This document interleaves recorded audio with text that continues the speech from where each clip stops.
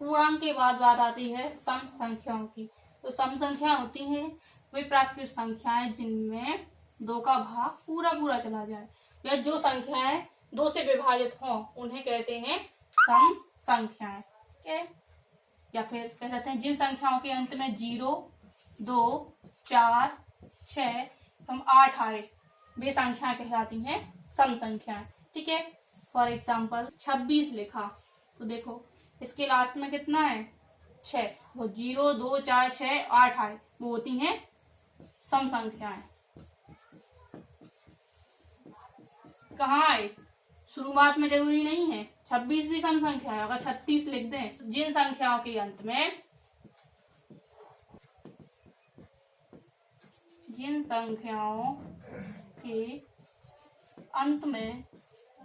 0, 2, 4, 6, 8 आए वो सम संख्याएं कहलाती हैं।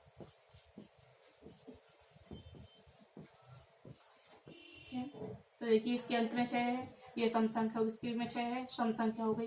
अगर हम लिखें 48, इसमें भी देखिए लास्ट में 8 है, सम संख्या हो गई। और कोई बड़ी संख्या लिखें 364, देखिए इसके भी लास्ट में, शुरू में नहीं देखना है, लास्ट का अंक देखना है, इसमें भी लास्ट में 4 आ रहा है तो ये हो जाएगी सम संख्या। ठीक है, इसमें पूरा नहीं देखते रहना, अगर पूरा भाग देंगे, पहले देखते हैं 364 में भाग दें तो उसमें टाइम ज्यादा लगेगा, इसलिए सबसे आसान तरीका है अंक देखिए ये कौन सा है, 0, 2, 4, 6, 8 आए लास्ट में, सम है, भाग देने की कोई जरूरत नहीं है। भाग दे के भी देख लेते हैं, चलो 26 में अगर 2 का भाग देते हैं पूरा कट जाएगा, 6 उतारेंगे ये 6, तो देखिए शेषफल 0 आया ना, पूरा कट गया 2 से, ये हो गई सम संख्या।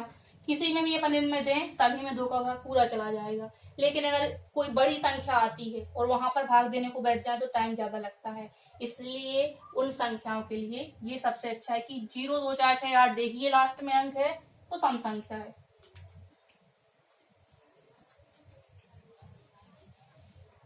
अब देखते हैं विषम संख्याएं। जिन प्राकृत संख्याओं में 2 का भाग नहीं जाता है, जिनमें पूरा डिवाइड होता है इसमें नहीं जाता है, या जो संख्या 2 से पूरी पूरी विभाजित ना हो वो कहलाती हैं विषम संख्याएं। या फिर दूसरी परिभाषा इसकी लिख सकते हैं, जिन संख्याओं के अंत में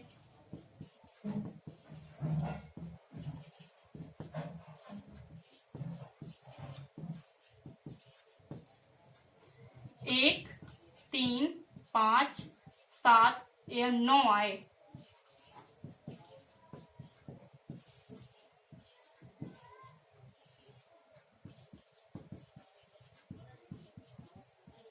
विषम संख्याएं कहलाती हैं।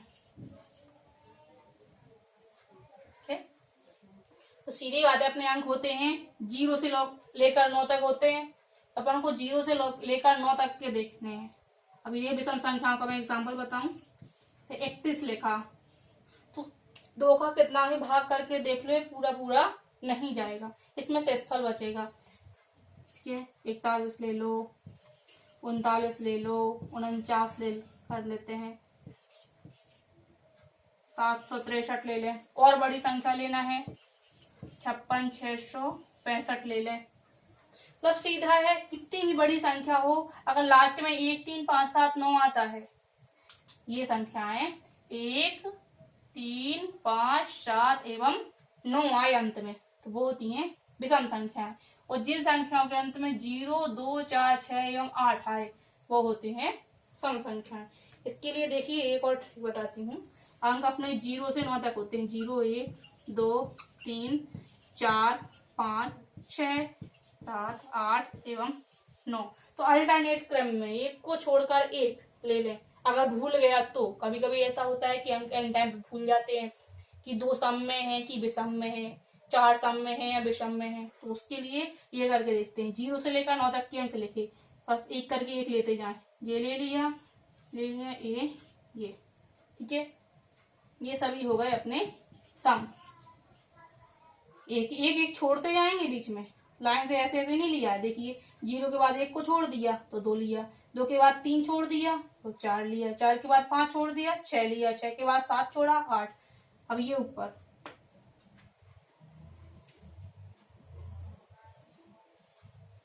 देखिए, हमने जो छोड़े थे क्रम अब उनको ले लिया, तो जो स्टार्टिंग की थी 0 से, ये हो गए अपने सम, और 1 3 5 7 9 ये हो गए विषम अंक। ठीक है, तो इस तरह आप लोगों को करना है, बिल्कुल इनको रटना नहीं है, बस सम संख्या और विषम संख्या भूल जाते हैं। नहीं, काफी बार ऐसा होता है कि दिमाग में ये नहीं आता है कि 7 सम में आता है विषम में। सबसे आसान तरीका है 0 से 9 तक की काउंटिंग लिख लो, बस अल्टरनेट क्रम में छोड़ दो। 0 से स्टार्ट जो करते हैं अपन वो सम में आ जाते हैं, जो बात के होते हैं ये आते हैं विषम में। अब सम संख्या और विषम संख्याओं के बारे में तो आप लोग जान ही चुके होंगे। इससे रिलेटेड कुछ इंपॉर्टेंट फैक्ट है जो मैं आप लोगों को बता रही हूँ। दो सम संख्याओं का योग एक सम संख्या होता है।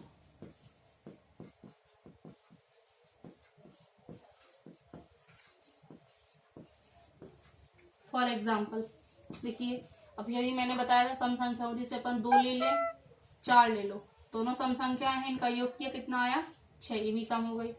ये दो सम संख्याओं का योग 2 और 4, ये दोनों कैसी संख्याएं हैं, सम संख्याएं हैं, इनका किया योग, क्या प्राप्त हुआ 6, ये भी कैसा है सम।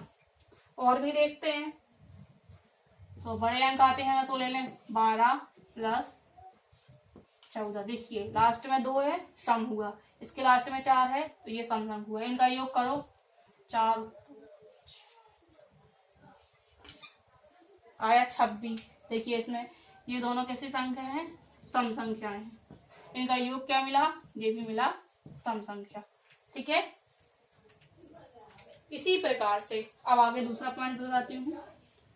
2 विषम संख्याओं का योग एक सम संख्या होती है।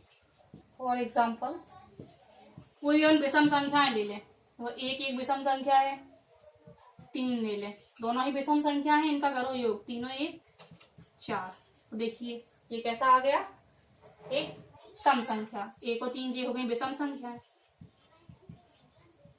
और ये हो गई सम। इसी तरीके से कोई भी एग्जाम्पल आप लोग करके देखिएगा, ये उसकी जो कुछ नियम है ये हमेशा फॉलो होते हैं उसमें।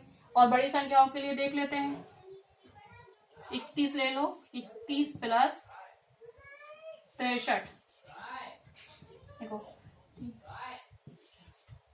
9, योग आया 94। देखिए यहाँ पर 31 और 63, संख्या के अंत में 1 है, इसके अंत में 3 है, ये दोनों हुई विषम संख्या, विषम, इनका किया योग मिला 94, इसके अंत में कितना है 4, 0 2 4 6, ये जिन संख्याओं के अंत में भी आता है वो होती है सम संख्या, तो अपन को योग मिला सम। ठीक है, से बात की इसकी एक और है, एक विषम और एक सम संख्या का योग हमेशा एक विषम संख्या होती है। इसको भी करके देख लेते हैं। फॉर एग्जाम्पल एक सम संख्या, सम संख्या अपन ले लें तो 4 ले गए, एक विषम संख्या 5 ले लो, कितना आया 9, ये कैसे हो गए विषम अंक। 4 कैसा है सम संख्या, 5 है विषम संख्या, इनका योग आया 9, ये कैसा हो गया एक विषम संख्या। ठीक है, देखिए परिभाषा भी अपनी यही थी कि एक सम संख्या और एक विषम संख्या, इनका किया योग, योग क्या आता है विषम संख्या। तो देखिए वही अपन ने फॉलो किया है, एक सम संख्या और एक विषम संख्या, फिर किया इनका योग, आ गई एक विषम संख्या। ठीक है, जिस तरीके से मैंने इनमें बताया इसमें भी कोई और एग्जाम्पल निकाल और करके देखते हैं। कुछ बड़े देख लें, एक सम संख्या 64 ले लें, एक विषम संख्या 53 ले लो। 53 क्यों लिया, क्योंकि लास्ट में 3 है, विषम संख्या है, करेंगे इनका योग 117। देखिए इसका डिटेल देखते हैं, ये कैसी है 64, लास्ट में 4 है सम संख्या, ये हो गई एक सम संख्या। 53 लास्ट में 3 है, एक विषम संख्या, इनका योग किया आया 117, लास्ट में 7 है ना, तो ये हो गया एक विषम। ठीक है, इसकी प्रॉपर्टीज आप लोगों को समझ में आ गई होंगी, ये होते हैं संख्याओं के गुणधर्म। ठीक है।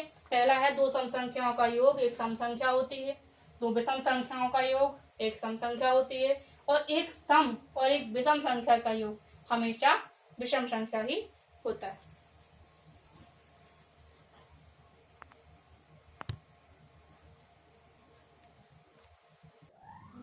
सम और विषम संख्याओं के बाद बात आती है परमेय संख्याओं की। वे संख्याएं जिनको p/q के रूप में व्यक्त किया जा सकता है परमेय संख्याएं कहलाती हैं। यहाँ पर एक शर्त होती है q does not equal to 0, यानी q का मान 0 के बराबर नहीं होना चाहिए। फॉर एग्जाम्पल 3/2, यहाँ पर देखिए p बराबर है 3 और q बराबर 2, ये बराबर नहीं है 0 के, अतः 3/2 एक परमेय संख्या है। इसी प्रकार से और भी उदाहरण लेते हैं 4/3, यहाँ पर भी देखिए p बराबर 4 q बराबर 3, ये इसमें भी देखिए q का मान 0 के बराबर नहीं है, ये हो गई परमेय संख्याएं।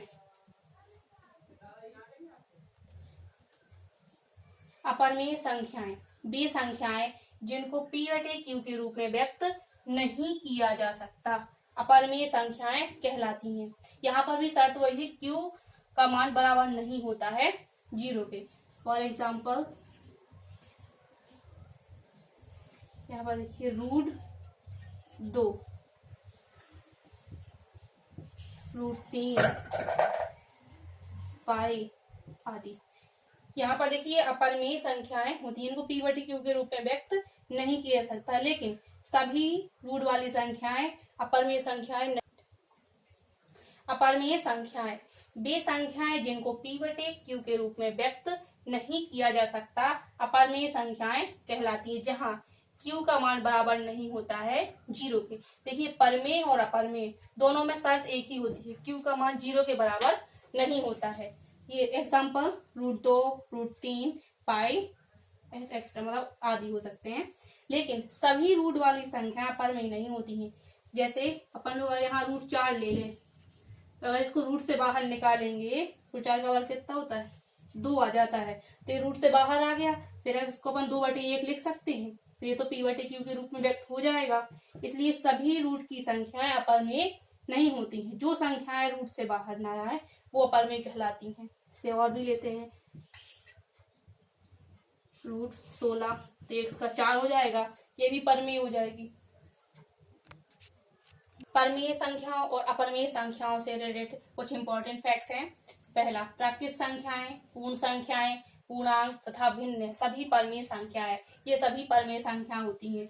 दो संख्याओं के बीच अनंत परमेय संख्याएं होती हैं। जब भी अपन अभी आगे क्वेश्चन सॉल्व करेंगे तो उनमें आता है कि दो संख्याओं के बीच में परमेय संख्या ज्ञात कीजिए, तो उनमें सभी के आंसर अलग भी हो सकते हैं। क्यों? इसलिए क्योंकि उन दो संख्याओं के बीच में अनंत परमेय संख्याएं होती हैं। परमेय संख्याओं और अपरमेय संख्याओं के बाद आती है, हम जानेंगे अब अभाज्य संख्याएं। वे संख्याएं जिनमें एक या स्वयं का भाग जाए, या वे संख्याएं जो एक या स्वयं से ही विभाजित हों, वे कहलाती हैं अभाज्य। वे संख्याएं जो एक या स्वयं से विभाजित हों अभाज्य संख्याएं कहलाती हैं। दूसरे शब्दों में हम कह सकते हैं वे संख्याएं जिनके केवल दो ही गुणनखंड हो, दो से ज्यादा ना हो, वे कहलाएंगी अभाज्य संख्याएं। इसको शॉर्ट रूप में लिखते हैं ये प्राकृत संख्याएं जिनमें एक या स्वयं का भाग जाए,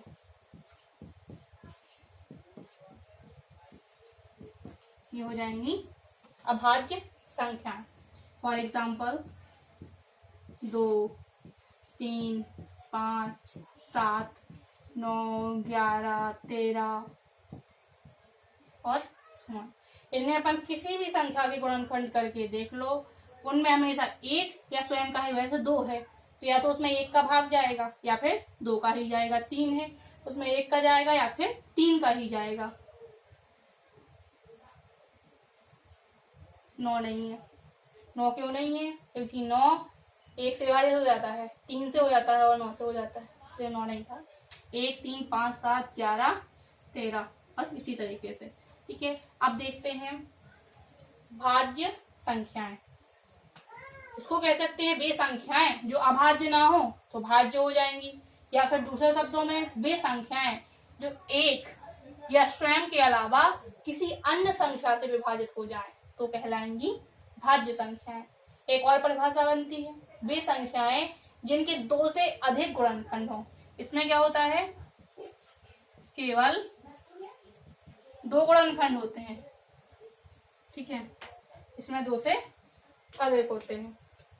इसकी परिभाषा लिखेंगे वे संख्याएं जो 1, स्वयं के अलावा किसी अन्य संख्या से भी विभाजित हो जाएं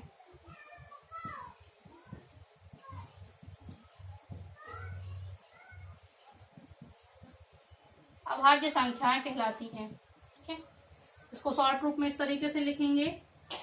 देखो, ये होगी अपनी प्राकृत संख्या।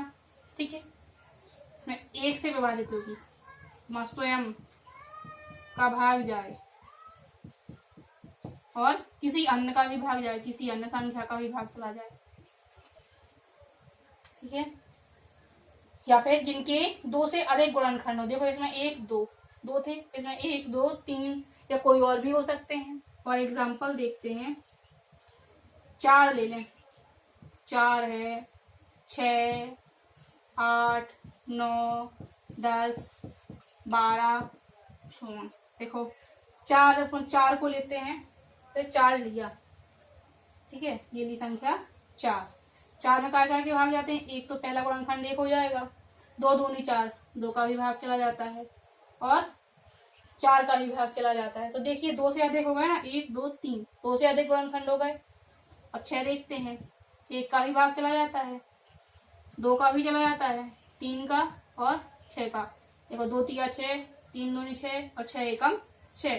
तो इसके कितने हो गए, 2 से अधिक हो गए गुणनखंड। तो ये होते हैं अभाज्य संख्याएं और भाज्य संख्याएं। अभाज्य संख्या में केवल 2 गुणनखंड हो, अभाज्य संख्या में 2 से अधिक गुणनखंड हो। ठीक है, इसमें लिख लेंगे 2 से अधिक गुणनखंड हो। तो देखिए, आज हमने परिमेय संख्याओं से संख्या पद्धति से जुड़ी सभी संख्याओं के बारे में जाना। इसमें हमने क्या क्या जाना, परिमेय संख्याएं क्या होती हैं, पूर्ण संख्याएं क्या होती हैं, सम संख्याएं, विषम संख्याएं, भाज्य संख्याएं, अभाज्य संख्याएं, परिमेय संख्याओं का दशमलव प्रसार, शांत दशमलव, अशांत, सभी के बारे में पूरा डिटेल से जाना। ठीक, अब कल मैं आपकी एक्सरसाइज सॉल्व कराऊंगी। आशा करती हूँ कि आप लोगों को सब कुछ अच्छे से समझ में आया होगा। अगर फिर भी कहीं कोई समस्या हो तो आप लोग मुझे बताएं। धन्यवाद।